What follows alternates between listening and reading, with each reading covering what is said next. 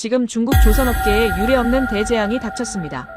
세계 1위 수주국이라 자부하며 한국을 완전히 따돌렸다고 샴페인을 터뜨린 지 불과 며칠.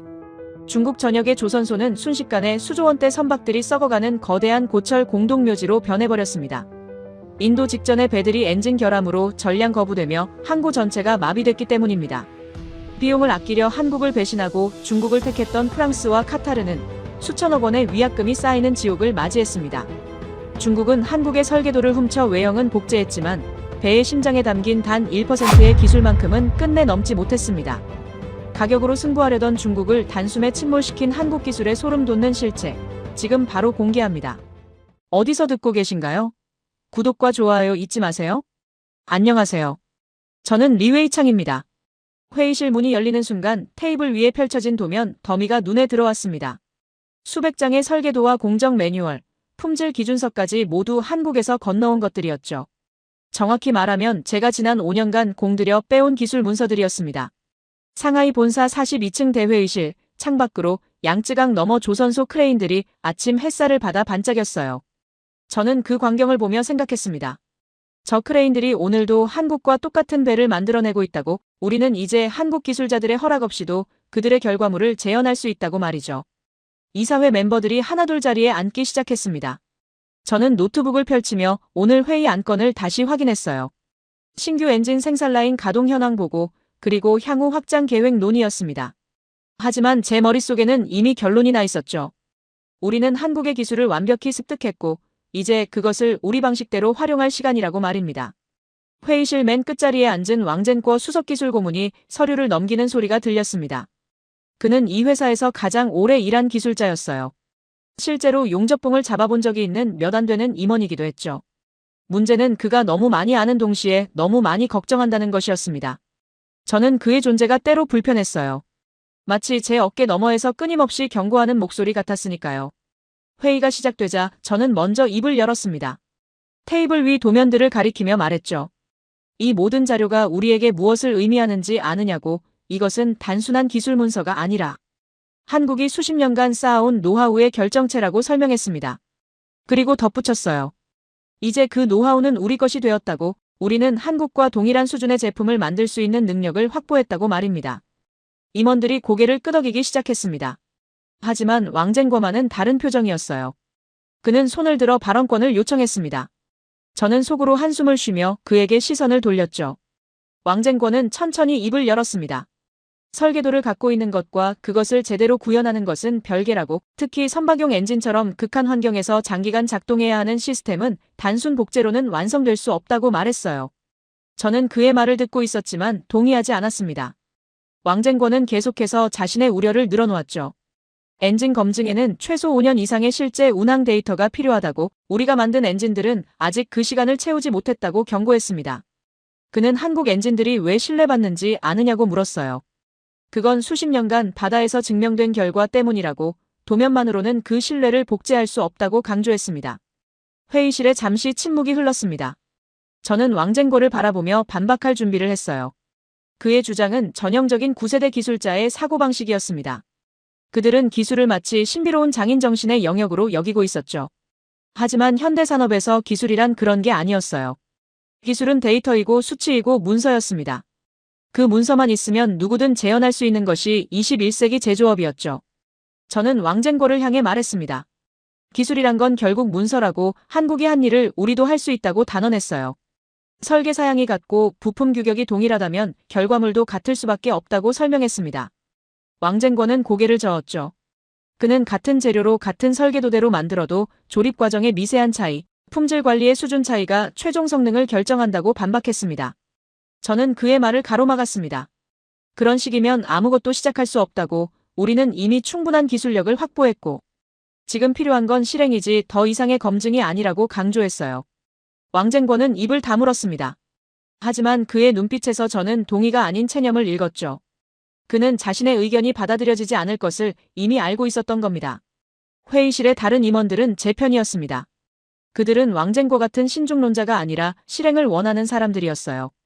한 임원이 말했습니다. 리 부사장의 말이 맞다고, 우리는 이미 충분한 준비를 마쳤다고 동조했죠. 다른 임원도 거들었습니다. 시장은 기다려주지 않는다고 지금이 바로 공격적으로 나갈 때라고 말했어요. 저는 고개를 끄덕이며 회의를 진행했습니다. 왕쟁권은 더 이상 반박하지 않았어요. 그는 그저 서류를 응시하며 침묵을 지켰습니다. 저는 그 침묵이 마음에 들었죠. 반대 의견은 이미 충분히 들었고 이제는 실행할 시간이었으니까요. 회의가 끝난 후 저는 왕쟁권을 따로 불렀습니다. 복도급 작은 미팅룸에서 그와 마주 앉았죠.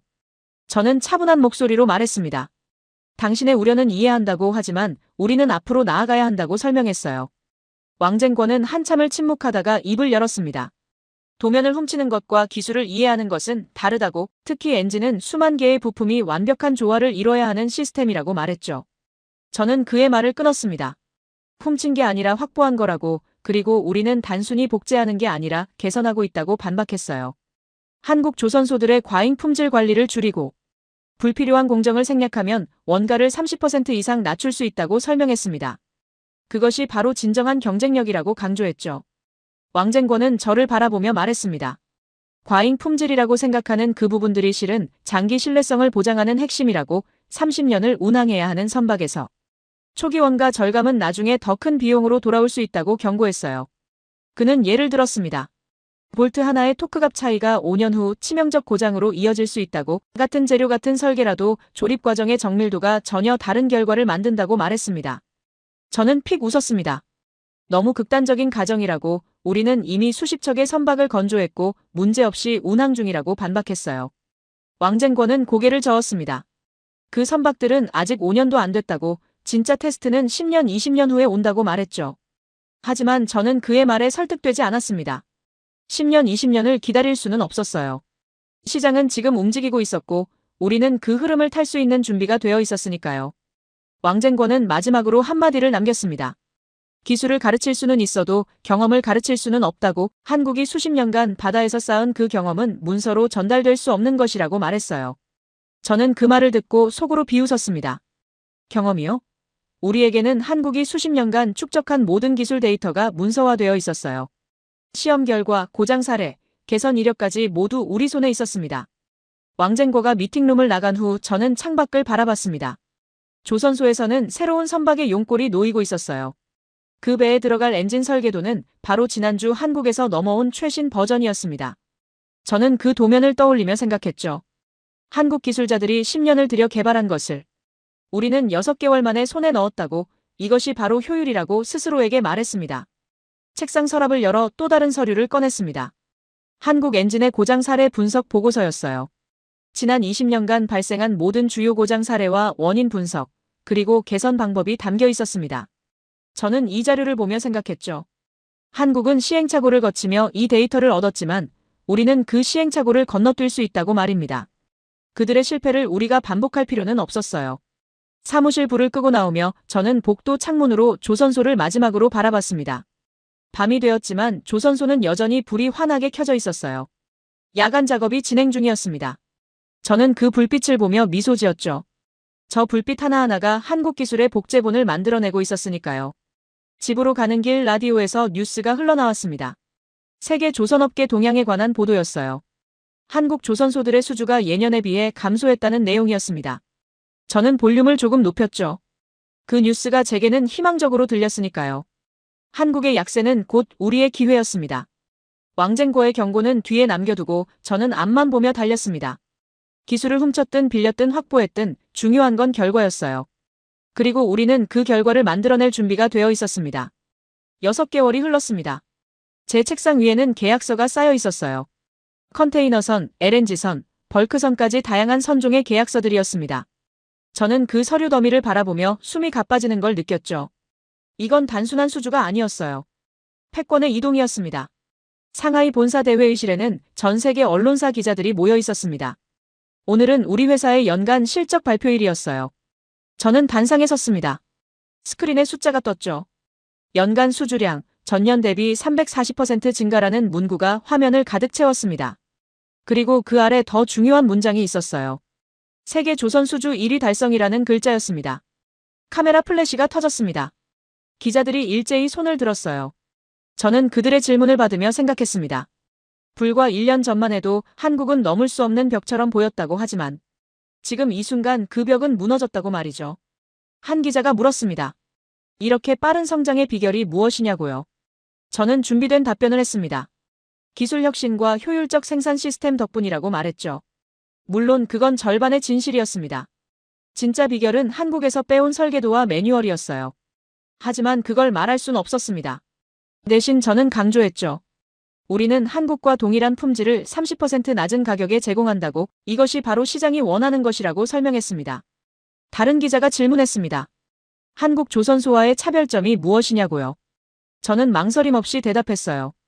우리는 한국과 똑같이 만들고 더 싸게 판다고, 이것이 우리의 핵심 경쟁력이라고 선언했습니다. 회의장에 웅성거림이 퍼졌죠. 어떤 기자들은 놀란 표정이었고 어떤 기자들은 고개를 끄덕였습니다. 발표가 끝난 후 저는 사무실로 돌아왔습니다. 컴퓨터를 켜자 뉴스 속보들이 떠올랐어요. 파이낸셜 타임스는 중국 조선업의 약진이라는 제목을 달았고 로이터는 한국 시대의 종말이라고 표현했습니다. 저는 그 헤드라인들을 하나하나 읽어내려갔죠. 각 기사마다 우리 회사 이름이 언급되어 있었습니다. 세계 조선업계의 새로운 강자, 가격 경쟁력으로 시장을 장악한 중국 기업이라는 수식어가 붙어 있었어요. 휴대폰이 울렸습니다. 회장님이었어요. 축하한다는 말과 함께 다음 목표를 제시하셨습니다. 내년에는 시장 점유율 40%를 넘기라는 지시였죠. 저는 그 말을 듣고 흥분했습니다. 40%요? 그건 한국의 전성기 시절 점유율과 맞먹는 수치였어요. 저는 즉시 대답했습니다. 가능하다고, 아니 반드시 해내겠다고 약속했죠. 전화를 끊고 저는 창밖을 바라봤습니다. 조선소에서는 수십 척의 배가 동시에 건조되고 있었어요. 6개월 전만 해도 저 자리 절반은 비어 있었습니다. 하지만 지금은 달랐죠. 모든 도크가 가동 중이었고 야간 작업까지 진행되고 있었습니다. 저는 그 광경을 보며 확신했어요. 우리는 이미 한국을 넘어섰다고 말입니다. 이메일함을 열었습니다. 전 세계 선주들에게서 온 문의가 넘쳐났어요. 독일, 노르웨이, 싱가포르, 남미까지 다양한 국가의 해운사들이었습니다. 모두 한 가지 이유 때문이었죠. 가격이었습니다. 우리는 한국 조선소 견적의 70% 수준으로 제시할 수 있었어요. 회의 알림이 떴습니다. 영업팀 전체 미팅이었어요. 저는 회의실로 향했습니다. 영업 담당자들이 이미 자리를 가득 채우고 있었죠. 그들의 표정은 모두 밝았습니다. 저는 단상에 서서 말했어요. 우리는 역사를 만들고 있다고, 세계 조선업의 중심이 이동하고 있다고 선언했습니다. 영업팀장이 보고를 시작했습니다. 이번 분기 계약 성사율이 85%라고 했어요. 작년 같은 기간 대비 2배 이상 증가한 수치였습니다. 그는 수치들을 나열했죠. 유럽 시장에서 30% 점유율, 동남아시아 40%, 중동 25%라고 보고했습니다. 모든 지역에서 한국 조선소의 점유율을 빠르게 잠식하고 있었어요. 저는 그 보고를 들으며 속으로 웃었습니다. 한국 조선소들이 지금 어떤 기분일까 상상이 됐어요. 수십 년간 쌓아온 신뢰와 기술력으로 지켜온 시장이 단 1년 만에 흔들리고 있었으니까요. 그들은 아마 이해하지 못할 겁니다. 어떻게 이렇게 빨리 역전될 수 있는지 말이죠. 회의가 끝난 후 저는 기술팀을 불렀습니다. 왕쟁궈도 함께였어요. 그는 여전히 조심스러운 표정이었습니다. 저는 그에게 물었죠. 생산 현황이 어떤지, 품질의 문제는 없는지 확인했습니다. 왕쟁궈는 잠시 망설이다가 대답했어요. 생산 속도가 너무 빠르다고, 일부 공정에서 검증 절차가 생략되고 있다고 우려를 표했습니다. 저는 웃으며 대답했습니다. 그때까지 기다리면 시장은 이미 끝나 있을 거라고 말했어요. 우리는 지금 이 순간을 잡아야 한다고, 한국이 약해진 지금이 바로 그 기회라고 설명했습니다. 왕쟁궈는 더 이상 말하지 않았어요. 그는 그저 고개를 저으며 자리에서 일어났습니다. 저녁 무렵 정부 관계자들과의 만찬이 있었습니다. 장소는 상하이 최고급 레스토랑이었어요. 산업부 차관이 참석했고 몇몇 고위 공무원들도 함께였습니다. 그들은 우리 회사의 성과를 치하했죠. 국가 경쟁력 향상에 기여했다는 말도 덧붙였습니다. 식사가 끝난 후 차관이 개인적으로 저를 불렀습니다. 조용한 라운지에서 그와 마주 앉았어요. 그는 솔직하게 물었습니다. 정말 한국 수준의 품질을 보장할 수 있느냐고요. 저는 잠시 망설였습니다. 하지만 곧 확신에 찬 목소리로 대답했어요. 그렇다고, 우리는 이미 증명했다고 말했습니다. 물론 속으로는 알고 있었습니다. 아직 장기 운항 데이터가 없다는 사실을요. 우리가 만든 배들 중 5년 이상 운항한 것은 손에 꼽을 정도였습니다. 하지만 그건 중요하지 않았어요. 지금 당장은 말이죠. 시장은 과거의 실적이 아니라 현재의 가격으로 움직이고 있었으니까요. 다음 날 아침 일찍 조선소로 향했습니다. 현장을 직접 보고 싶었어요. 거대한 크레인들이 강철 블록을 들어올리고 있었고 용접공들이 불꽃을 튀기며 작업하고 있었습니다. 저는 그 광경을 보며 감격했죠. 이 모든 것이 한국의 기술로 가능해진 일이었지만 이제는 우리 것이 되었다는 사실의 말입니다. 오후에 투자자 설명회가 있었습니다. 증권가 애널리스트들이 모여 있었어요. 저는 그들에게 우리의 성장 전략을 설명했습니다. 향후 3년간 연평균 50% 성장을 목표로 한다고 시장 점유율 50%까지 확대하겠다고 선언했죠. 애널리스트 한 명이 질문했습니다. 한국 조선소들의 반격 가능성은 없느냐고요. 저는 자신있게 대답했습니다. 그들은 이미 기술 우위를 잃었다고 가격 경쟁에서 우리를 이길 수 없다고 말했어요. 애널리스트들이 고개를 끄덕였습니다. 제 말이 설득력 있게 들렸던 거죠. 설명회가 끝난 후 주가를 확인했습니다. 10% 상승해 있었어요. 시장은 우리를 믿고 있었습니다. 투자자들은 우리가 새로운 강자라고 판단했죠. 저는 그 숫자를 보며 만족했습니다. 주가는 거짓말을 하지 않았어요. 시장이 우리를 인정한다는 증거였습니다. 저녁 무렵 왕쟁궈가 제 사무실을 찾아왔습니다. 그는 심각한 표정이었어요. 저는 그에게 앉으라고 했습니다. 왕쟁궈는 조심스럽게 입을 열었죠. 생산 속도를 조금만 늦췄으면 좋겠다고 품질 검증에 더 시간을 투자해야 한다고 건의했습니다. 저는 그의 말을 듣고 한숨을 쉬었습니다. 또 같은 이야기였어요. 저는 설명했습니다. 지금은 속도가 생명이라고 시장 선점이 무엇보다 중요하다고 강조했죠. 왕쟁궈는 반박했습니다. 하지만 나중에 문제가 생기면 어쩔 거냐고 그때는 회사 전체가 위험해질 수 있다고 경고했어요. 저는 단호하게 말했습니다. 그런 일은 일어나지 않을 거라고 우리는 충분한 기술력을 갖췄다고 선언했습니다. 왕쟁궈는 더 이상 말하지 않았어요. 그는 그저 고개를 저으며 나갔습니다. 저는 그의 뒷모습을 보며 생각했죠. 그는 변화를 받아들이지 못하는 사람이라고 새로운 시대는 새로운 방식을 요구한다고 말입니다. 밤늦게까지 일했습니다. 컴퓨터를 끄며 저는 생각했습니다. 세계는 변했다고 기술의 시대는 끝나고 효율의 시대가 왔다고 말이죠. 그리고 우리는 바로 그 효율의 대가였습니다. 며칠 후 비서가 알렸습니다. 그리스 선주 니콜라스 안젤리코시스가 상하이에 온다고 했어요. 저는 즉시 준비에 들어갔습니다. 안젤리코시스는 세계 최대 선주 가문의 수장이었죠. 그와의 계약은 단순한 수주가 아니었어요. 상징이었습니다. 한국의 아성이 무너지고 있다는 증거 말이죠. 공항 VIP 라운지에서 그를 맞았습니다. 안젤리코시스는 60대 중반으로 보였어요. 회색 정장에 차분한 인상이었습니다. 저는 최대한 예의를 갖춰 악수를 건넸죠. 그의 악수는 단단했지만 표정은 무덤덤했습니다. 저는 그 순간 느꼈어요. 이 사람은 쉽게 설득되지 않을 거라고 말이죠. 리무진 안에서 저는 말을 걸었습니다. 조선소 규모에 대해, 최신 설비에 대해 자랑했어요. 안젤리코시스는 고개만 끄덕일 뿐 별다른 반응이 없었습니다. 그는 창밖만 바라보고 있었죠. 저는 조금 불안해지기 시작했습니다. 본사 대회의실에 도착했습니다. 저는 최선을 다해 준비한 프레젠테이션을 시작했어요. 우리의 기술력, 생산 능력, 그리고 무엇보다 가격 경쟁력을 강조했습니다. 슬라이드마다 숫자들을 보여줬죠. 한국 조선소 대비 30% 저렴한 가격, 동일한 사양, 빠른 인도 일정이었습니다. 안젤리코시스는 제안서를 천천히 넘겨봤습니다. 저는 기대에 찬 눈으로 그를 바라봤어요. 그가 입을 열기를 기다렸습니다. 마침내 그가 말했죠. 가격은 매력적이라고 하지만 가격이 전부는 아니라고 말했습니다. 저는 즉시 대답했습니다. 품질도 한국과 동일하다고, 아니 어떤 면에서는 더 우수하다고 주장했어요. 안젤리코시스는 저를 바라보며 물었습니다. 엔진은 어디서 만드느냐고요? 저는 자랑스럽게 대답했죠. 자체 생산한다고 한국 기술을 기반으로 개발한 엔진이라고 설명했습니다. 그가 다시 물었습니다. 장기 운항 데이터는 있느냐고, 10년 이상 바다에서 검증된 엔진이냐고 확인했어요. 저는 잠시 머뭇거렸습니다. 10년은 없었어요. 저는 최대한 자신있게 대답했습니다.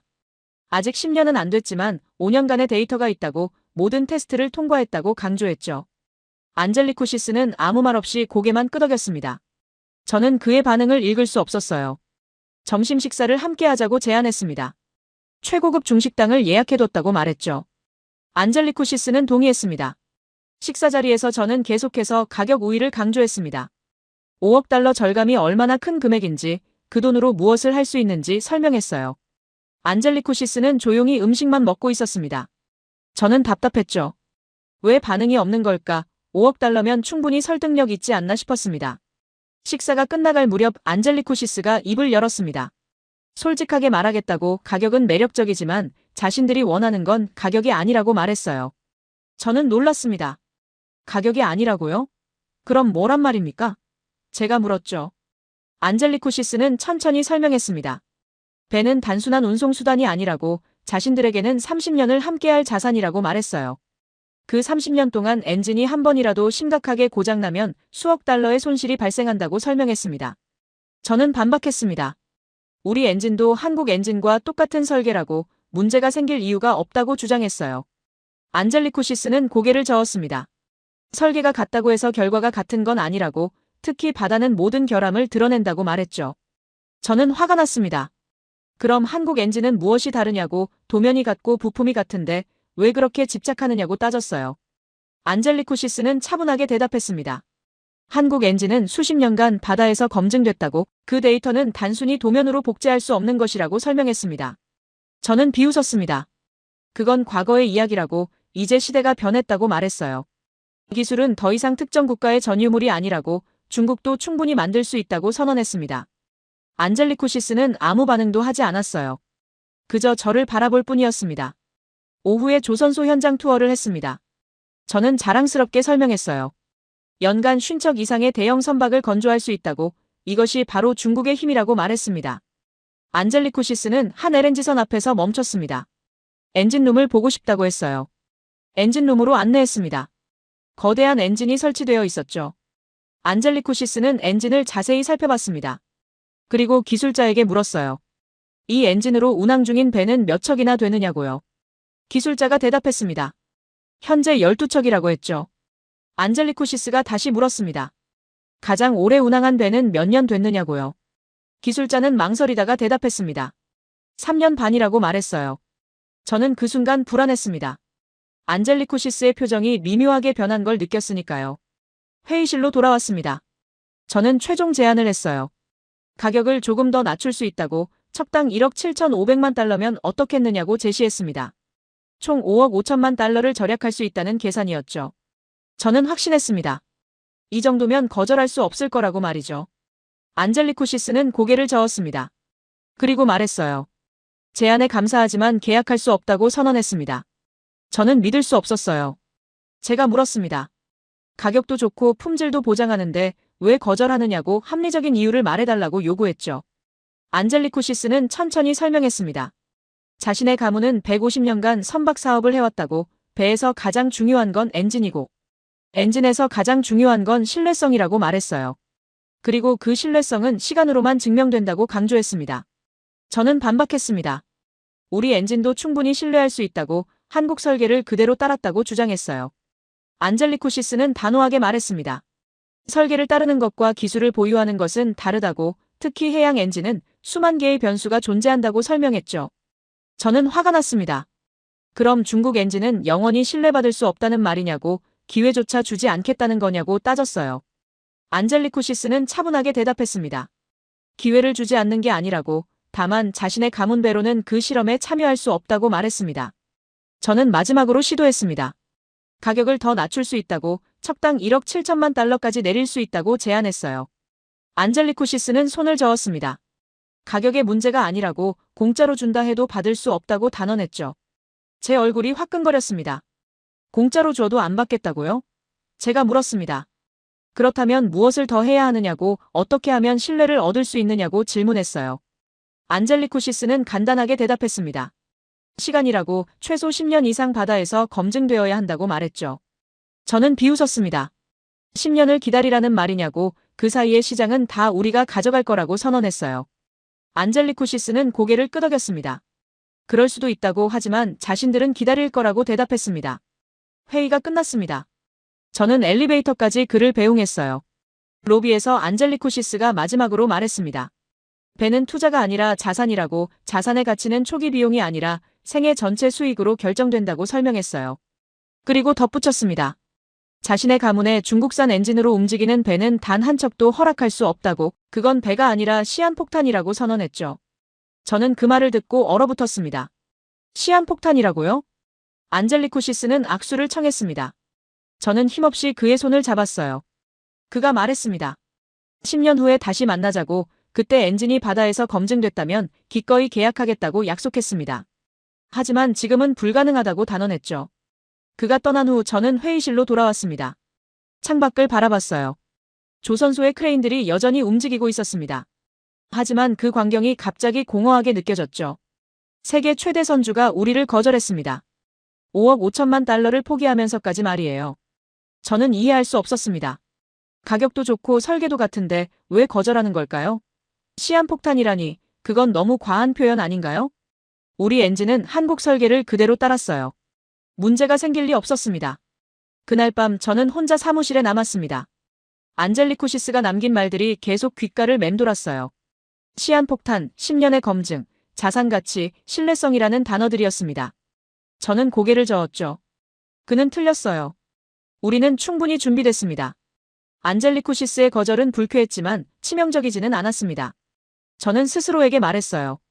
그는 보수적인 구세대일 뿐이라고, 시장은 여전히 우리 편이라고 말이죠. 실제로 그랬습니다. 일주일 후 비서가 알렸어요. 프랑스에서 연락이 왔다고 했습니다. 장피에르 르노였습니다. 그는 전화로 말했습니다. 한국 조선소와 진행 중이던 컨테이너선 발주권을 재검토하고 있다고, 우리 측 제안을 듣고 싶다고 했어요. 저는 즉시 파리행 비행기를 예약했습니다. 장피에르 르노가 저를 맞았습니다. 50대 중반의 프랑스인으로 날카로운 인상이었죠. 그는 악수를 나누며 바로 본론으로 들어갔습니다. 시간을 낭비하지 않는 스타일이었어요. 회의실에서 저는 제안을 시작했습니다. 1만 4천 TEU급 컨테이너선 15척 건조 계약이었어요. 척당 9천만 달러, 총 13억 5천만 달러 규모였습니다. 한국 조선소가 제시한 가격은 척당 1억 2천만 달러라고 들었어요. 우리는 4억 5천만 달러를 절감할 수 있다고 설명했습니다. 장피에르는 제안서를 꼼꼼히 살펴봤습니다. 그리고 질문했죠. 인도 일정은 어떻게 되느냐고, 품질 보증은 확실한지 확인했습니다. 저는 자신있게 대답했어요. 인도는 한국보다 2개월 빠르고 품질은 동일하다고 말했습니다. 장피에르가 미소를 지었습니다. 그는 솔직하게 말했어요. 한국 조선소 가격이 너무 비싸다고, 똑같은 배를 왜 그렇게 비싸게 사야 하는지 이해할 수 없다고 불평했습니다. 저는 고개를 끄덕였죠. 바로 그겁니다. 시장은 합리적이었어요. 같은 제품이라면 당연히 싼 걸 선택해야 했습니다. 장피에르는 한국 조선소와의 협상 과정을 설명했습니다. 그들은 가격을 전혀 낮출 생각이 없었다고, 기술 우위를 내세우며 오만하게 굴었다고 불만을 토로했어요. 저는 속으로 웃었습니다. 한국의 오만함이 우리에게 기회를 주고 있었으니까요. 계약 조건을 논의했습니다. 장피에르는 까다로웠어요. 납기 지연 페널티, 품질 보증 조건, 사후 관리까지 세세하게 따졌습니다. 저는 하나하나 응했죠. 모든 조건을 수용할 수 있다고 말했습니다. 4억 5천만 달러 차이 앞에서 조건 따위는 중요하지 않았어요. 회의가 끝날 무렵 장피에르가 말했습니다. 이사회 승인을 받아야 하지만 긍정적이라고, 다음 주에 최종 답변을 주겠다고 약속했어요. 저는 악수를 나누며 확신했습니다. 이 계약은 성사될 거라고 말이죠. 파리에서 돌아온 지 사흘 후 연락이 왔습니다. 계약 확정이었어요. 저는 즉시 팀을 소집했습니다. 프랑스와의 계약은 단순한 수주가 아니었죠. 세계 3위 해운사가 한국을 버리고 우리를 선택한 겁니다. 상징적 의미가 컸어요. 그런데 같은 날 오후 더 큰 소식이 들려왔습니다. 카타르에서 연락이 온 거예요. 압둘라 알사니 LNG 선박 발주 책임자였습니다. 그는 화상회의를 요청했어요. 다음 날 오전 화상회의가 시작됐습니다. 압둘라 알사니는 40대 초반으로 보였어요. 전통 복장을 한 카타르인이었습니다. 그는 정중했지만 직설적이었죠. 한국 조선소와 진행 중인 LNG선 계약을 취소할 생각이라고, 우리 제안을 듣고 싶다고 말했습니다. 저는 흥분을 감추며 설명을 시작했습니다. 17만 세제곱미터급 LNG선 8척 건조였어요. 척당 1억 8천만 달러, 총 14억 4천만 달러였습니다. 한국 견적은 척당 2억 3천만 달러였다고 들었죠. 우리는 3억 6천만 달러를 절감할 수 있었습니다. 압둘라는 신중했습니다. 그는 엔진 신뢰성에 대해 물었어요. LNG는 위험한 화물이라고, 엔진 고장은 용납할 수 없다고 강조했습니다. 저는 준비된 답변을 했죠. 우리 엔진은 한국 설계를 기반으로 한다고, 이미 여러 척이 문제없이 운항 중이라고 설명했습니다. 압둘라는 고민하는 표이였습니다. 그는 물었어요. 만약 문제가 생기면 어떻게 하느냐고, 보상 조건은 무엇이냐고 확인했습니다. 저는 즉답했습니다. 완벽한 품질 보증을 제공한다고 문제 발생 시 전액 보상하겠다고 약속했어요. 압둘라는 한참을 생각하더니 말했습니다. 한국은 너무 비싸다고 카타르 정부가 원가 절감을 요구하고 있다고 설명했어요. 기술 우위요? 그건 옛날 이야기라고 이제는 중국도 충분히 만들 수 있다고 덧붙였습니다. 저는 그 말을 듣고 미소 지었죠. 바로 제가 원하던 반응이었습니다. 일주일 후 카타르에서 공식 통보가 왔습니다. 계약 확정이었어요. 저는 믿을 수 없었습니다. 하루에 2개의 대형 계약, 그것도 한국에서 빼온 물량이었죠. 프랑스 15척, 카타르 8척, 총 23척이었습니다. 축하 연회를 열었습니다. 상하이 최고급 호텔 연회장이었어요. 회사 임원 전원이 참석했고 정부 관계자들도 왔습니다. 샴페인이 터졌죠. 저는 건배사를 했습니다. 우리가 역사를 만들고 있다고 세계 조선업의 판도가 바뀌고 있다고 선언했어요. 장피에르 르노도 파리에서 화상으로 참여했습니다. 그는 축하한다고 말했죠. 그리고 덧붙였습니다. 한국 조선소들이 너무 오만했다고 가격 협상을 거부하며 기술 우위만 내세웠다고 비난했어요. 하지만 이제 시대가 변했다고 중국이 새로운 강자라고 인정했습니다. 압둘라 알사니도 영상 메시지를 보냈습니다. 카타르 정부를 대표해서 감사하다고 이번 계약으로 수억 달러를 절감했다고 기뻐했어요. 한국 기술 우위는 과거의 신화일 뿐이라고 중국의 성장을 축하한다고 말했습니다. 연회장이 떠들썩했습니다. 임원들은 모두 흥분 상태였어요. 한 임원이 외쳤습니다. 이제 한국 시대는 끝났다고 우리가 세계를 지배할 거라고 선언했죠. 다른 임원들도 박수를 쳤습니다. 저는 그 광경을 보며 만족했어요. 연회가 끝난 후 저는 혼자 호텔 옥상바에 올라갔습니다. 상하이 야경이 발 아래 펼쳐져 있었어요. 저는 와인잔을 들고 그 광경을 바라봤습니다. 세계가 우리 발밑에 있는 것 같았죠. 휴대폰을 꺼내 뉴스를 확인했습니다. 이미 기사가 나와 있었어요. 중국 조선소, 프랑스 카타르 대형 계약 연속 수주라는 제목이었습니다. 기사는 한국 조선업계의 위기를 다뤘죠. 주요 고객들이 중국으로 이탈하고 있다고, 가격 경쟁력에서 밀리고 있다고 분석했습니다. 댓글을 읽어봤습니다. 대부분 우리를 칭찬하는 내용이었어요. 중국의 기술력을 인정한다는 글, 한국의 오만함이 자초한 일이라는 의견이었습니다. 저는 만족스러웠죠. 여론도 우리 편이었습니다. 한국 언론도 확인했습니다. 그들은 위기감을 드러내고 있었어요. 주요 고객 이탈, 수주 감소, 구조조정 불가피 같은 제목들이었습니다. 저는 그 기사들을 보며 생각했죠. 이제 입장이 바뀌었다고, 한국이 우리를 따라잡아야 하는 상황이 됐다고 말입니다. 다음 날 아침 출근하자마자 회의가 있었습니다. 프랑스와 카타르 계약 실행 계획을 논의하는 자리였어요. 생산팀장이 보고했습니다. 도크 배정은 완료됐고 자재 발주도 시작했다고 말했죠. 모든 게 순조로웠습니다. 기술팀장도 보고했습니다. 설계는 문제없다고, 한국 도면을 기반으로 하니 검증된 설계라고 설명했어요. 엔진 생산도 예정대로 진행 중이라고 말했습니다. 저는 고개를 끄덕였죠. 왕쟁궈가 손을 들었습니다. 그는 조심스럽게 말했어요. 엔진 검증 시간을 좀 더 가져야 한다고, 특히 LNG선은 안전이 중요하다고 강조했습니다. 저는 그의 말을 가로막았죠. 일정을 늦출 수 없다고, 고객과 약속한 납기를 지켜야 한다고 말했습니다. 다른 임원들도 제 편이었습니다. 한 임원이 말했어요.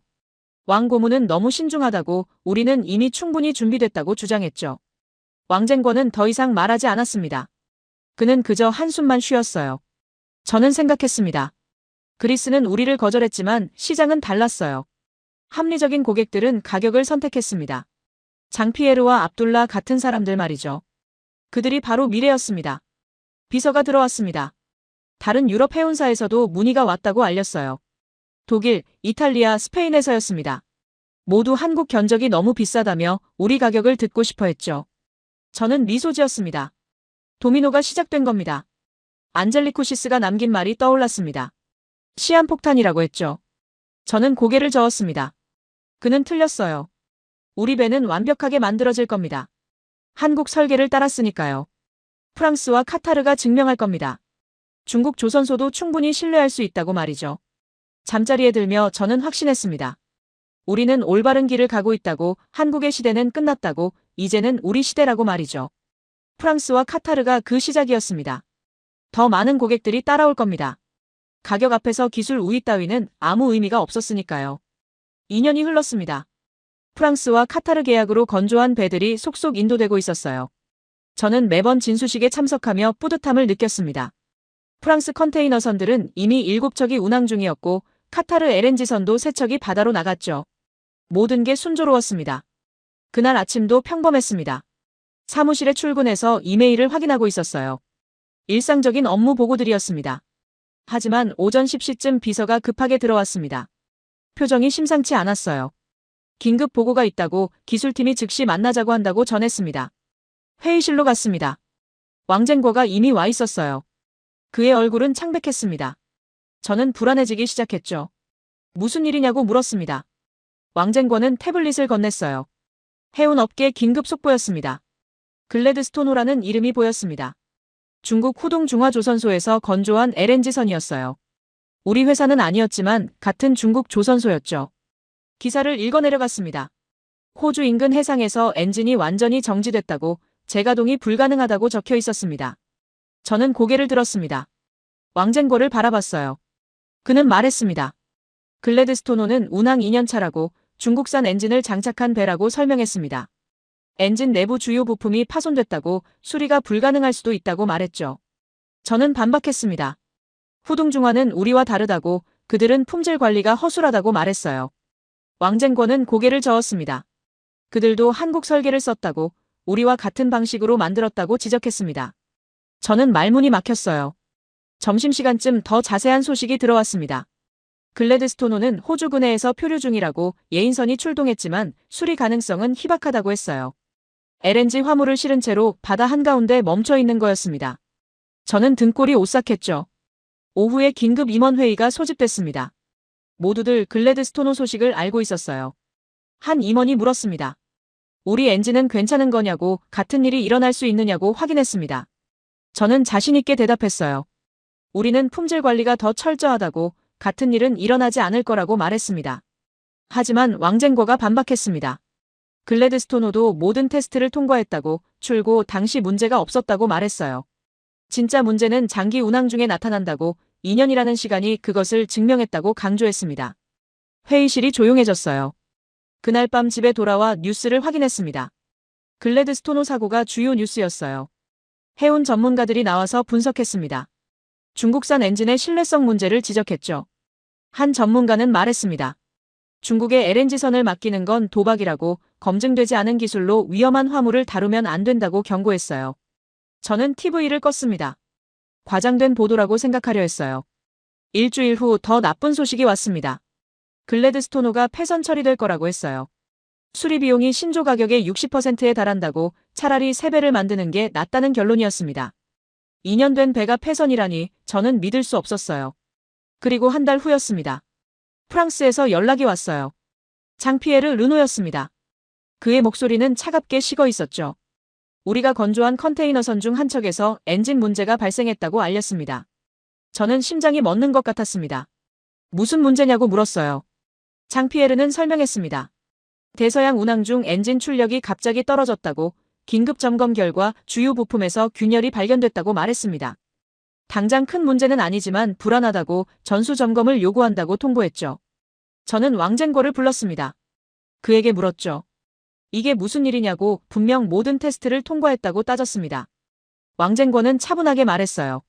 테스트는 짧은 기간 안정성만 확인한다고 장기 운항의 누적 피로는 시간만이 증명한다고 설명했습니다. 저는 화가 났습니다. 그럼 처음부터 왜 경고하지 않았느냐고 소리쳤어요. 왕쟁궈는 조용히 대답했습니다. 경고했다고 수없이 말했다고 하지만 아무도 듣지 않았다고 말했죠. 저는 할 말이 없었습니다. 프랑스 선박 수리를 진행했습니다. 비용이 만만치 않았어요. 하지만 더 큰 문제는 신뢰였습니다. 장피에르는 냉랭하게 말했어요. 다른 배들도 점검하겠다고 같은 문제가 발견되면 계약 위반으로 간주하겠다고 경고했습니다. 그리고 2달 후 카타르에서 연락이 왔습니다. 압둘라 알산이었어요. 그의 목소리는 분노로 가득했습니다.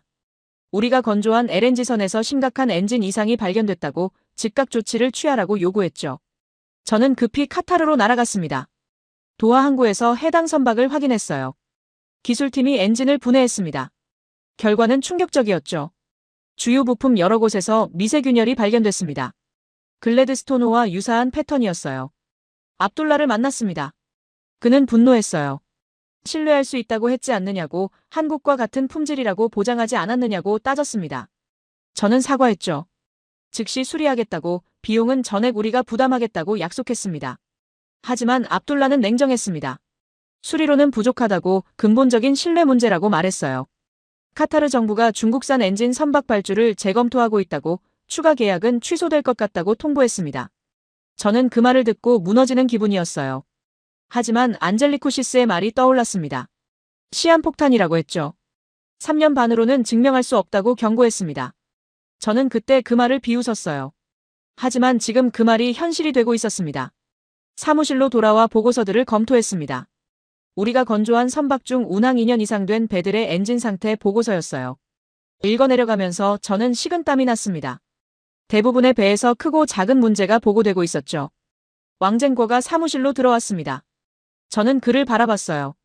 그는 아무 말 없이 앉았습니다. 저는 물었습니다. 이걸 예상했느냐고, 이런 일이 일어날 줄 알았느냐고 확인했어요. 왕쟁궈는 고개를 끄덕였습니다. 알았다고 경고했다고 하지만 아무도 듣지 않았다고 말했죠. 저는 책상에 머리를 묻었습니다. 왜 이렇게 됐을까요?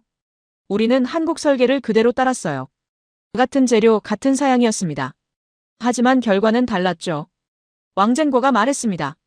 설계를 따르는 것과 기술을 이해하는 것은 다르다고, 바다는 모든 결함을 드러낸다고 설명했어요. 다음 날 아침 긴급 이사회가 소집됐습니다. 회장님이 직접 주재했어요. 그는 엄중한 표우로 물었습니다. 상황이 얼마나 심각한지, 대책은 무엇인지 보고하라고 지시했습니다. 저는 보고했습니다. 현재 문제가 발견된 선박은 5척이라고, 모두 운항 2년 이상 된 배들이라고 설명했어요. 수리는 진행 중이지만 근본적인 해결책은 아직 없다고 인정했습니다. 회장님의 얼굴이 굳었어요. 한 이사가 물었습니다. 글래드스토노처럼 폐선될 가능성은 없느냐고, 우리 회사 평판이 어떻게 되느냐고 따졌습니다. 저는 대답할 수 없었어요. 가능성을 배제할 수 없었으니까요. 회의가 끝난 후 저는 혼자 남았습니다. 회의실 창밖을 바라봤어요. 2년 전 이 자리에서 프랑스와 카타르 계약을 발표했습니다. 모두가 환호했죠. 저는 영웅이었어요. 하지만 지금은 달랐습니다. 글래드스토노 사진을 다시 봤습니다. 호주 근해에 표류하는 거대한 LNG선이었어요. 2년 전 누군가는 그 배를 자랑스럽게 생각했을 겁니다. 하지만 지금은 수치였죠. 중국 조선업 전체의 수치였습니다. 저는 생각했습니다. 우리가 너무 서두른 건 아닐까요? 시장을 장악하려는 욕심에 검증을 생략한 건 아닐까요? 왕쟁궈의 경고를 무시한 대가가 이제 나타나고 있었습니다. 그리고 그 대가는 우리 회사만의 문제가 아니었어요. 중국 조선업 전체가 치러야 할 대가였습니다. 악몽은 거기서 끝나지 않았습니다. 글래드스토노 사건 이후 한 달쯤 지났을 때였어요. 비서가 급히 들어왔습니다. 런던에서 긴급 공문이 왔다고 했죠. 로이드 보험조합 산하 해상보험사였습니다. 공문을 펼쳤습니다. 영어로 빼곡히 적혀 있었어요. 저는 천천히 읽어내려갔습니다. 읽으면 읽을수록 손이 떨렸죠. 중국산 엔진 장착 선박에 대한 보험료 인상 통보였습니다. 기존 대비 300% 인상이라고 적혀 있었어요. 왕쟁궈를 불렀습니다. 그에게 공문을 보여줬어요. 왕쟁궈는 읽더니 한숨을 쉬었습니다. 예상했다고, 보험사들이 움직일 줄 알았다고 말했죠. 저는 물었습니다. 300%면 어떻게 되느냐고, 선주들이 받아들일 수 있느냐고 확인했어요. 왕쟁궈는 고개를 저었습니다. 불가능하다고, 보험료가 그렇게 오르면 중국산 엔진 선박은 경쟁력을 완전히 잃는다고 설명했습니다. 우리가 제시한 가격 우위가 보험료로 다 날아간다고 말했죠. 저는 멍하니 앉아 있었습니다. 다른 보험사들도 잇따라 같은 조치를 발표했어요. 싱가포르, 홍콩, 도쿄의 주요 해상보험사들이었습니다. 모두 중국산 엔진 선박 보험료를 대폭 인상한다고 통보했죠. 그리고 일주일 후였습니다. 진짜 충격이 왔어요. 런던에서 화상회의 요청이 들어왔습니다. 리처드 블레이크라는 사람이었어요. 글로벌 해상보험사의 리스크 총괄이었습니다. 화상회의가 시작됐습니다. 리처드 블레이크는 60대 초반의 영국인이었어요. 회색 머리에 차가운 눈빛이었습니다. 그는 인사도 없이 바로 본론으로 들어갔죠. 감정이 전혀 없는 목소리였습니다. 그는 말했습니다. 지난 6개월간 중국산 엔진 선박 사고 데이터를 분석했다고, 결과가 충격적이라고 설명했어요. 저는 긴장하며 들었습니다. 리처드는 화면에 그래프를 띄웠죠. 그래프를 보는 순간 저는 숨이 막혔습니다. 중국산 엔진 선박의 고장률이었어요. 한국산 엔진 대비 12배 높다고 표시되어 있었습니다. 12배요. 저는 믿을 수 없었어요. 리처드는 차갑게 설명을 이어갔습니다. 운항 2년 이상 된 중국산 엔진 선박 중 37%에서 중대한 기계적 결함이 발견됐다고 했어요. 한국산은 3%였습니다. 리처드는 덧붙였습니다. 이건 통계적으로 용납할 수 없는 수치라고 보험사로서 더 이상 리스크를 떠안을 수 없다고 선언했죠. 저는 반박하려 했습니다. 그건 초기 모델들이라고 지금은 품질이 개선됐다고 말했어요. 리처드는 단호하게 말했습니다. 데이터가 전부라고 보험사는 통계를 믿는다고 강조했죠. 그리고 폭탄 선언이 나왔습니다. 리처드는 말했어요. 오늘부로 중국산 엔진 장착 선박의 신규 보험 가입을 거부한다고 기존 보험 계약도 순차적으로 해지할 거라고 통보했습니다. 저는 귀를 의심했어요. 보험 거부라고요? 그건 사형 선고나 다름없었습니다. 보험 없이는 어떤 배도 운항할 수 없었어요.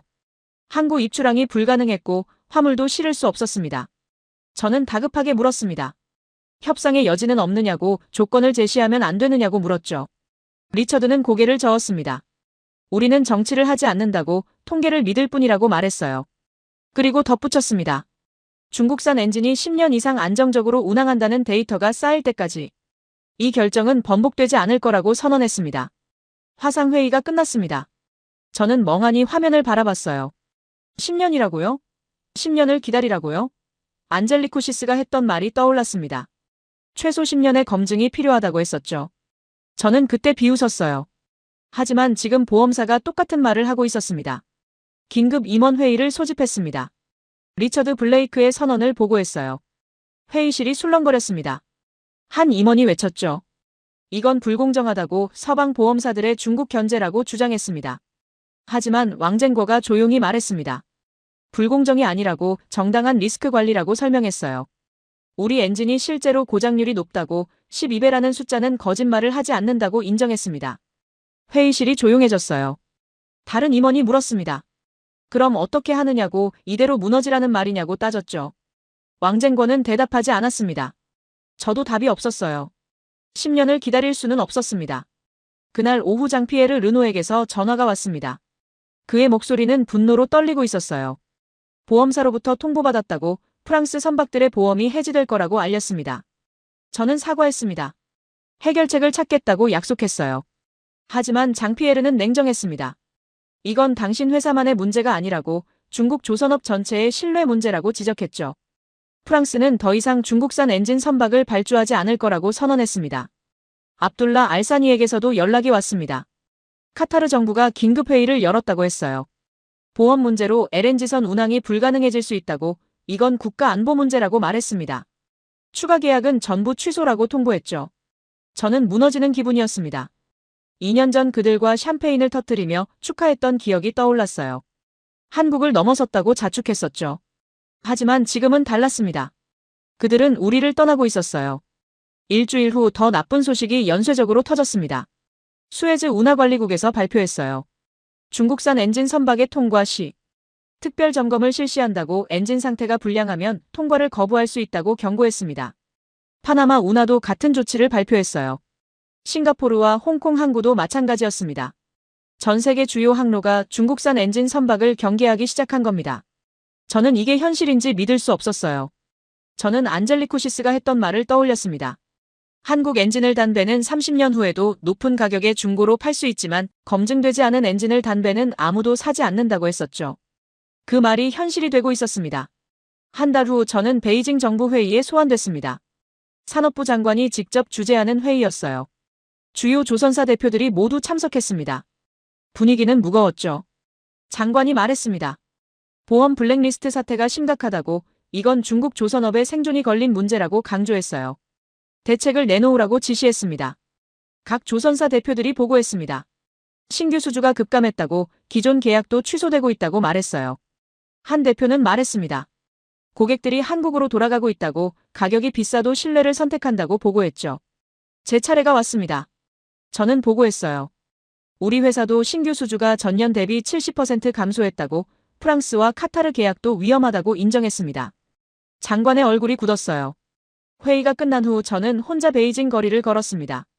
2년 전 이 도시에서 정부 관계자들과 만찬을 했었어요. 그들은 저를 칭찬했었죠. 국가 경쟁력 향상에 기여했다고 말했습니다. 하지만 지금은 달랐어요. 그날 밤 늦게까지 사무실에 남았습니다. 책상 위에는 보험사 공문들이 쌓여 있었어요. 하나하나 다시 읽어봤습니다. 모두 같은 내용이었죠. 중국산 엔진 선박 보험 거부, 고장률 12배, 10년의 검증 필요. 휴대폰을 꺼내 뉴스를 확인했습니다. 보험 블랙리스트 사태가 톱뉴스였어요. 전문가들이 나와서 분석했습니다. 한 전문가는 말했죠. 중국 조선업의 급성장이 부메랑이 되어 돌아왔다고, 검증 없이 시장을 확대한 대가라고 지적했습니다. 댓글을 읽어봤습니다. 대부분 비판적이었어요. 중국이 너무 서둘렀다는 의견, 기술을 훔쳐서는 진짜 경쟁력을 가질 수 없다는 지적이었습니다. 저는 휴대폰을 내려놓았죠. 2년 전 우리는 세계 1위였습니다. 가격으로 시장을 장악했고 한국을 넘어섰다고 자축했어요. 장피에르와 압둘라가 우리를 선택했고 언론이 칭찬했습니다. 저는 영웅이었죠. 하지만 지금은 달랐습니다. 보험사들이 우리를 블랙리스트에 올렸어요. 선주들이 떠나고 있었고 정부는 대책을 요구했습니다. 2년 만에 모든 게 무너지고 있었죠. 리처드 블레이크의 목소리가 귓가에 맴돌았습니다. 우리는 정치를 하지 않는다. 통계를 믿을 뿐이다. 오늘부로 중국산 엔진 장착. 선박의 모든 보험 효력을 정지한다. 그 차갑고 감정 없는 목소리였어요. 저는 깨달았습니다. 보험사의 결정은 번복되지 않을 거라고, 10년의 검증 없이는 다시 신뢰를 얻을 수 없다고 말이죠. 안젤리쿠시스가 옳았어요. 왕젠거도 옳았습니다. 하지만 저는 듣지 않았죠. 가격으로 이긴 시장은 신뢰로 잃었습니다. 한국 기술을 훔쳐 쓴 대가는 생각보다 컸어요. 도면은 복제할 수 있었지만 시간은 건너뛸 수 없었습니다. 바다는 모든 거짓을 드러냈고 보험사는 그것을 숫자로 증명했죠. 저는 사무실 불을 껐습니다. 어두워진 조선소를 마지막으로 바라봤어요. 저기 있는 배들이 모두 시한폭탄처럼 느껴졌습니다. 언제 어디서 멈출지 모르는, 아무도 보험을 들어주지 않는 배들이었죠. 반년이 더 흘렀습니다. 회사는 겉으로는 유지되고 있었지만 속은 텅 빈 것 같았어요. 신규 수주는 거의 없었고 조선소 가동률은 50%까지 떨어졌습니다. 정리해고가 시작됐죠. 저는 그 과정을 지켜보며 무력감을 느꼈습니다. 그런 와중에 초대장이 왔습니다. 싱가포르에서 열리는 국제해운 포럼이었어요. 아시아 해운 미래 전략이라는 주제였습니다. 저는 망설였죠. 지금 제가 거기 가서 뭘 할 수 있을까? 하지만 회장님이 지시했습니다. 가서 분위기라도 파악하라고 말했어요. 싱가포르 마리나베이 컨벤션 센터는 웅장했습니다. 전 세계 해운업계 인사들이 모여 있었어요. 저는 로비에 서서 주변을 둘러봤습니다. 익숙한 얼굴들이 보였죠. 유럽 선주들, 아시아 해운사 대표들, 그리고 조선사 임원들이었습니다. 등록을 마치고 메인 홀로 들어갔습니다. 수백 개의 좌석이 놓여 있었어요. 저는 뒤쪽 자리에 앉았습니다. 눈에 띄고 싶지 않았죠. 포럼이 시작됐습니다. 첫 세션은 친환경 해운의 미래였어요. 발표자가 무대에 올랐습니다. IMO 2050 규제에 대해 설명하기 시작했어요. 2050년까지 해운업계 탄소 배출 제로를 달성해야 한다고, 이는 선택이 아니라 의무라고 강조했습니다. 저는 멍하니 듣고 있었죠. 발표자는 계속했습니다. LNG 엔진, 메탄올 엔진, 암모니아 엔진 같은 차세대 친환경 기술이 필요하다고 설명했어요. 그리고 현재 이 분야를 선도하는 국가를 언급했습니다. 한국이었죠.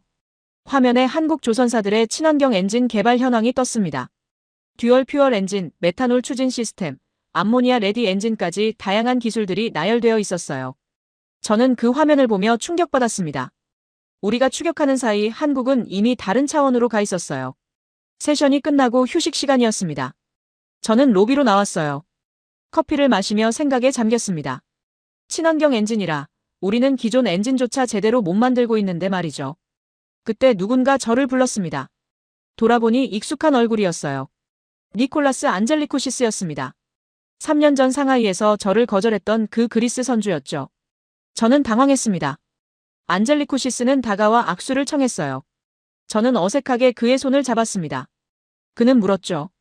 요즘 어떠냐고, 회사는 괜찮냐고 확인했습니다. 저는 대답할 수 없었어요. 괜찮을 리가 없었으니까요.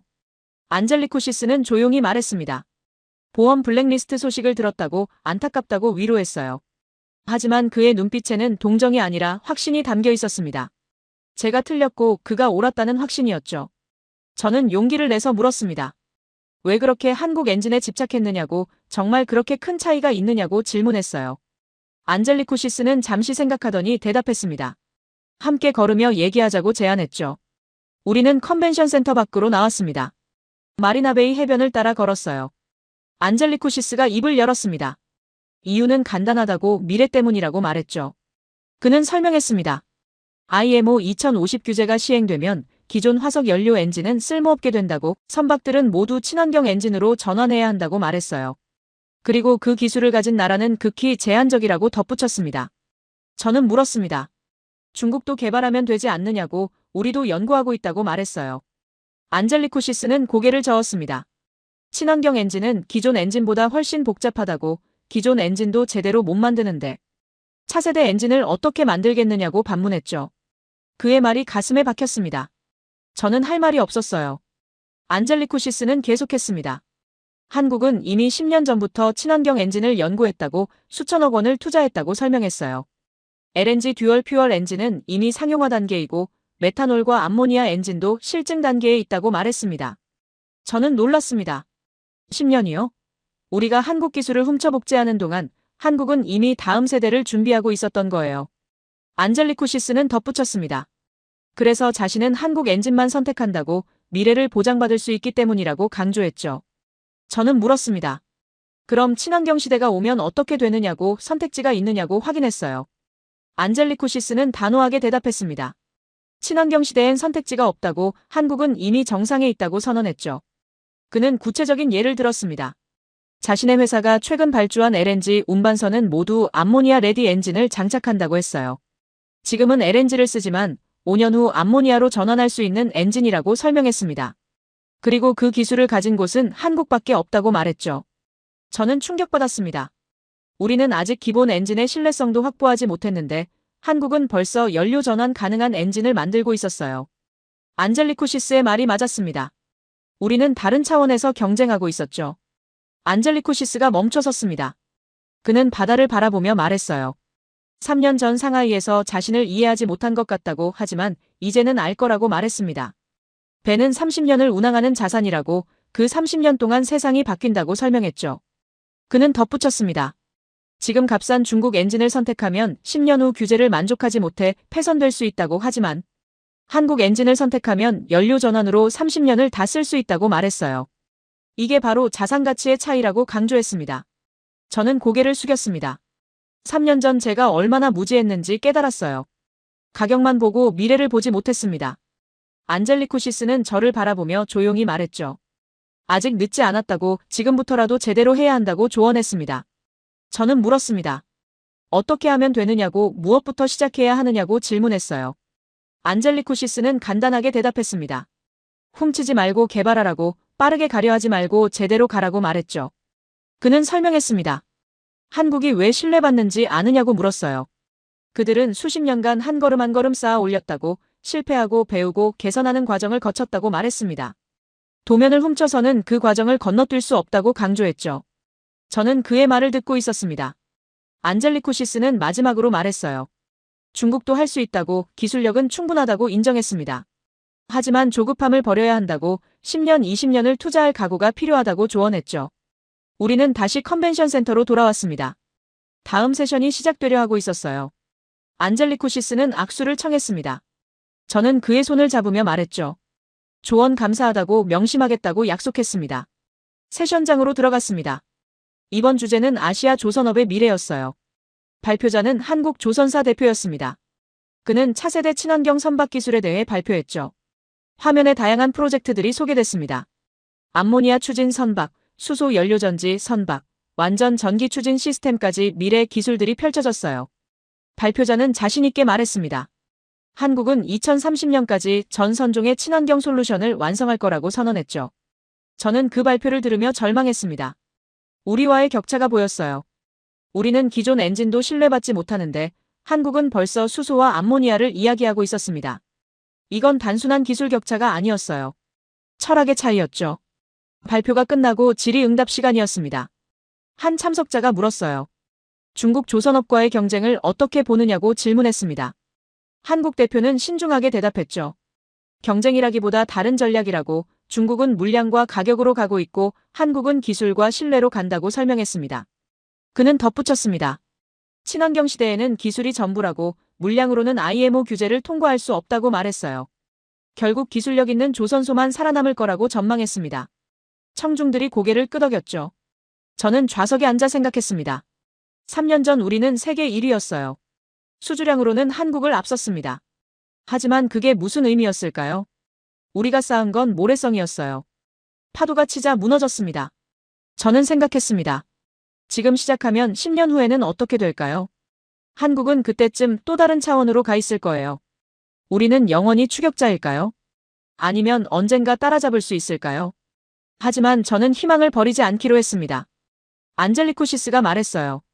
중국도 할 수 있다고 조급함만 버리면 된다고 했습니다. 10년이 걸리든 20년이 걸리든 이번에는 제대로 가기로 결심했습니다. 상하이로 돌아온 저는 회사 전략 변경을 제안했습니다. 이사회에서 발표했어요. 단기 수익 중심에서 장기 기술 개발로 전환해야 한다고, 친환경 엔진 연구에 투자해야 한다고 주장했습니다. 하지만 반응은 냉담했죠. 한 이사가 물었습니다. 지금 당장 수주도 없는데 연구 투자를 하자는 거냐고, 회사가 망하길 바라느냐고 따졌어요. 다른 이사들도 고개를 저었습니다. 현실을 모른다는 표정이었죠. 저는 할 말이 없었습니다. 회의가 끝난 후 회장님이 저를 불렀습니다. 개인 집무실에서 마주 앉았어요. 회장님은 조용히 말했습니다. 당신의 뜻은 이해한다고, 하지만 지금은 생존이 우선이라고 설명했죠. 장기 투자는 살아남은 다음의 문제라고 말했습니다. 저는 반박했습니다. 지금 방식으로는 살아남을 수 없다고, 보험 블랙리스트가 증명했다고 말했어요. 회장님은 한숨을 쉬었습니다. 그리고 물었죠. 10년을 기다릴 수 있느냐고, 그 사이 회사가 버틸 수 있겠느냐고 확인했습니다. 저는 대답할 수 없었습니다. 솔직히 자신이 없었어요. 회장님은 말했습니다. 현실적인 대안을 찾으라고, 당장 실행 가능한 계획을 세우라고 지시했죠. 저는 고개를 숙이고 나왔습니다. 사무실로 돌아와 창밖을 바라봤습니다. 조선소가 보였어요. 예전과 너무 달랐습니다. 가동 중인 도크는 절반도 안 됐고 크레인들은 대부분 멈춰 있었습니다. 작업자들도 크게 줄었죠. 저는 그 광경을 보며 가슴이 아팠습니다. 왕젠거가 들어왔습니다. 그는 제 표정을 보고 물었어요. 이사회가 거부했느냐고 확인했습니다. 저는 고개를 끄덕였죠. 왕젠거는 예상했다는 듯 말했습니다. 변화는 위기가 더 깊어져야 온다고, 아직 충분히 아프지 않은 거라고 설명했어요. 저는 물었습니다. 얼마나 더 아파야 하느냐고, 회사가 망해야 깨닫느냐고 절규했습니다. 왕젠거는 조용히 대답했죠. 어쩌면 그럴 수도 있다고, 때로는 완전히 무너져야 다시 시작할 수 있다고 말했습니다. 그날 밤 저는 혼자 조선소를 찾았습니다. 야간 경비만 있을 뿐 조용했어요. 거대한 도크들이 텅 비어 있었습니다. 몇 년 전만 해도 24시간 불이 켜져 있던 곳이었죠. 저는 그 어둠 속을 걸었습니다. 한 도크 앞에 멈춰 섰습니다.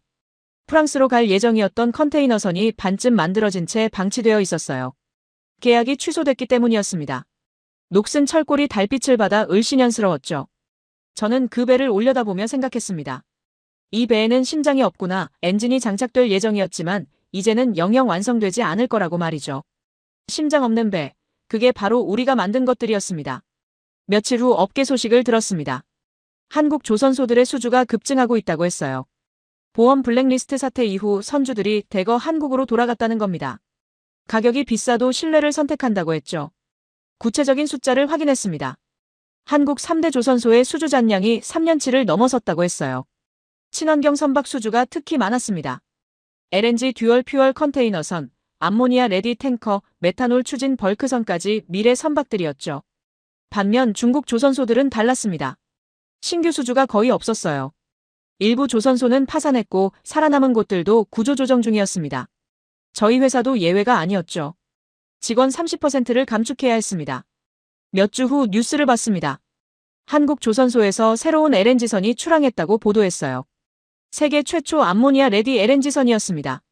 화면에는 거대한 배가 바다로 나가는 장면이 나왔죠. 리포터가 설명했습니다.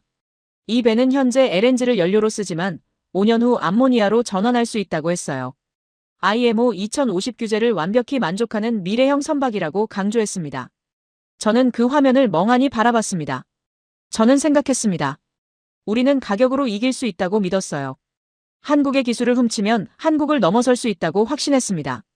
2년 만에 세계 1위를 달성했고 프랑스와 카타르가 우리를 선택했죠. 하지만 틀렸습니다. 세계를 움직이는 건 가격이 아니었어요. 심장이었습니다. 배의 심장인 엔진, 그리고 그 엔진을 만드는 기술력과 신뢰였죠. 우리는 겉모습만 복제했을 뿐 진짜 심장은 만들지 못했습니다. 글래드스토노가 호주 해상에서 멈춘 순간, 보험사들이 블랙리스트를 선언한 순간 모든 게 드러났습니다. 우리가 만든 배들은 심장이 없었어요. 움직이는 것 같았지만 실은 시한폭탄이었죠. 저는 깨달았습니다. 기술은 훔칠 수 있지만 그것을 이해하고 발전시키는 능력은 훔칠 수 없다는 걸 말이죠. 한국은 수십 년을 투자했습니다. 실패하고 배우고 개선하는 과정을 거쳤어요. 우리는 그 과정을 건너뛰려 했습니다. 한국이 만든 배들은 오늘도 바다를 건너고 있을 겁니다. 심장이 뛰는 배들, 신뢰받는 배들, 미래로 가는 배들이었습니다. 우리는 그걸 이제야 이해했어요. 너무 늦게, 너무 큰 대가를 치르고 말이죠. 집으로 가는 길, 저는 확신했습니다. 이 이야기는 끝이 아니라 시작이라고, 우리는 다시 일어설 거라고 믿었습니다. 하지만 이번에는 다르게 가야 했어요. 심장을 만드는 법을 배워야 했습니다. 진짜 기술을 말이죠.